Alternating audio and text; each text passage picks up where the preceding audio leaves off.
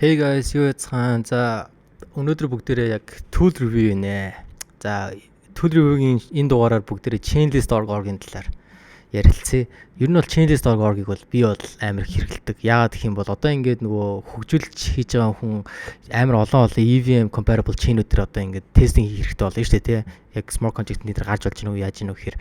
Тэгэхээр ихэвчлэн одоо хэрвээ би юу ихэхтэй бол яг хэрэгтэй chain-ийнхаа metamask дээр хэрвээ тэр chain-ийг нэмэр ах юм бол би ер нь их хвчлээ одоо Binance scan руу одоо тэр chain-ийнхаа scan руу орж байгаа хамгийн доор нь юу гэж байждаг байхгүй add BSC network гэдэргээд энийгийн дараа би ингэж нөгөө chain-ийг нэмдэг. Тэгвэл би нэг газараас одоо бүх chain-ээс ингээ авмаар байгаа байхгүй. Тэр нь амар хэцүү, ядаргаатай. Тэрийг шийдэж байгаа зүйл бол chainlist. За chainlist руу бүгдийг яг адилхан BSC гэдээ хайлтаа тий. Шууд гарч иж байгаа. Тэгээс бид testnet-ийг бас нэмж болно. Тэгээд энэ дээр хэрвээ тэр connect wallet хийчих юм болов шууд энэ дээр найдсан metamask-а дараад тэр chain-ийг metamask дээр add хийж болно. Амар амархан. За одоо avalanche гэдэг айл та. Avalanche. Nice. C chain-ийн fusion гадарлаа. Phantom гэж хай. Nice. Corex.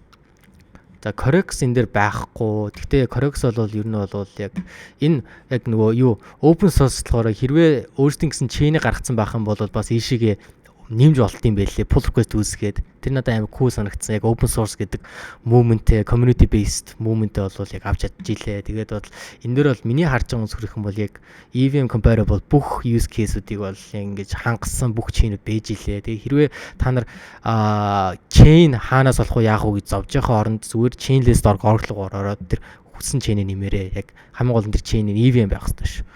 Одоо чинээр гарсан ороороо хүртэл байгаа. Ethereum дээр бол одоо бид нар заримдаа girly эдэн санааг мэдгүй байгаа шүү дээ, тий. Эндээ ч гэсэн байгаа guys.